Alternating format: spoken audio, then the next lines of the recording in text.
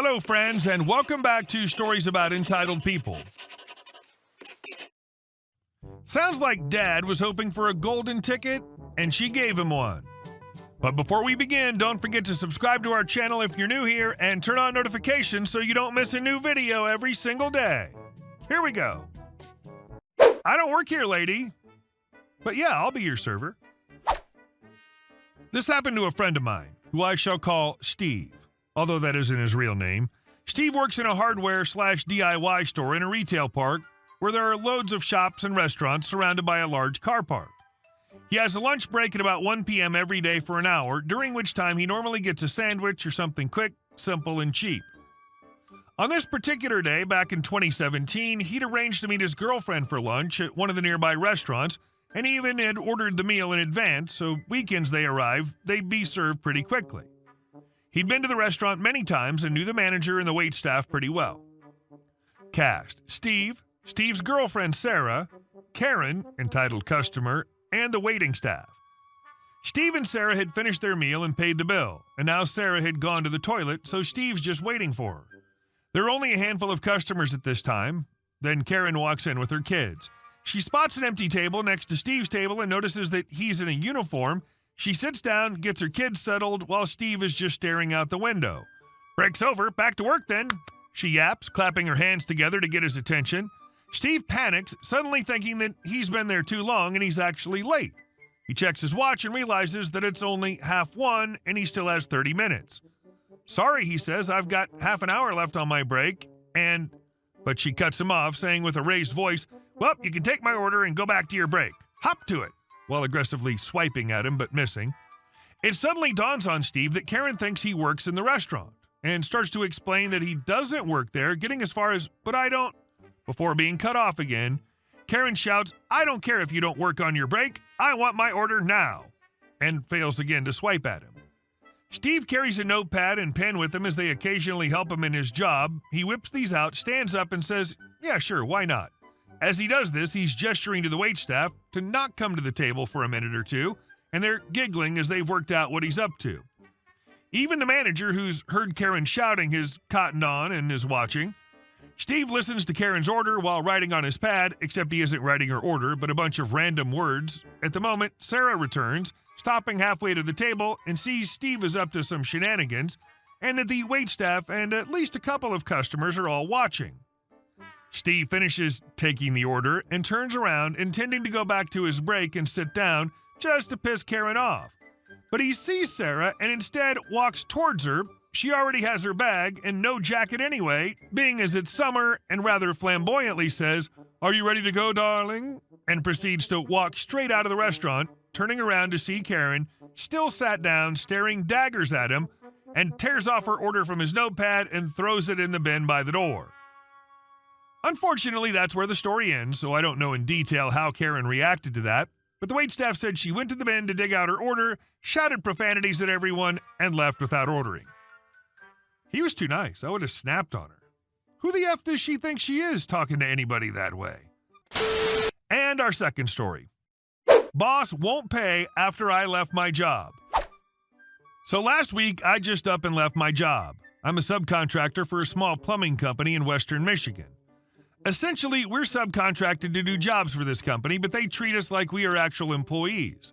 We never signed any forms when we were hired in, besides a form telling us if we lost our gas cards to pay for gas in our vans, we'd have to pay a fee. That's it. Technically, we're not actual employees for this company, seeing how we don't get insurance, vacation time, or anything like that. This is a shady company that does shady work. They partake in numerous illegal activities that pertain to plumbing laws here in Michigan, and these people would take from your paycheck if you so much as inconvenience them, or if they had to send you back out to a job site again, they'd not pay you and take more money from your paycheck. We would work 80-plus hour weeks and still be expected to take no time off, or they'd take more money out of your paychecks. This morning, my old boss texted me telling me that I would need to come in and do an exit interview in order to receive my final few paychecks, otherwise they're not going to pay them to me at all. This is 3 weeks worth of work that they're going to withhold from me, and I honestly don't know what to do. These are terrible people who I don't want to ever see again.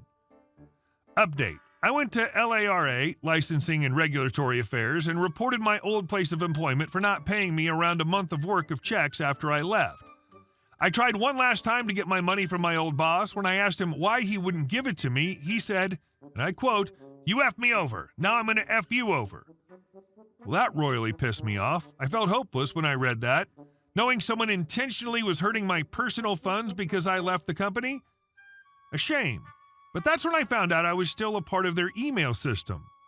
Now, I know this sounds bad, but they kept payroll on the email, and I was looking to see if they were even planning on paying, even though LARA was just about to begin investigating.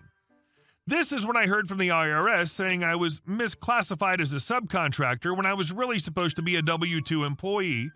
I found my records in the email, and sure enough, I signed a W-2 when I started. Essentially, the investigation ended up concluding, and my old boss has to pay LARA back along with some hefty fines. The shop's actually set to close in a matter of weeks. Karma is a B. And our next story. Crappy bosses get what they deserve. I had a job working warehouse/delivery for a store. The entire corporate structure was built on treating the people below you like crap, and that was passed down through every level. Managers would just bark orders and bitch you out for any reason they could think of. They paid about 25 cents over minimum wage, and the bosses drove BMWs and Mercedes. The big boss lived in an $8 million house. Our store was the freight hub for 4 others in the little chain, so we got to know the drivers from the other stores well, as they were always coming to load freight or drop stuff off. One day we were sitting with 2 drivers from another store, and Buddy remarks that he and his partner are working over 60 hours a week. I say he must be doing okay with all that overtime pay. He says they're not getting OT, just paid a straight time rate.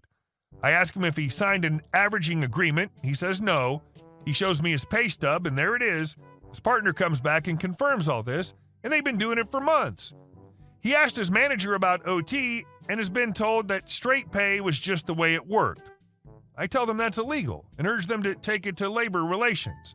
They're reluctant to rock the boat, figuring they'll be fired, so I drop it. We never got any overtime. Our warehouse was busy, our store was not. A couple months later, they're in again, and Buddy's partner tells us he and his girlfriend are moving back east, and he's giving us notice. I tell him again to file a complaint. Nothing to lose now, so he does. A few weeks go by, and when I come in one day, there are expensive boss cars parked all along the loading dock. My workmate says something big is going down. All the managers have been summoned and are inside with a bunch of people in suits.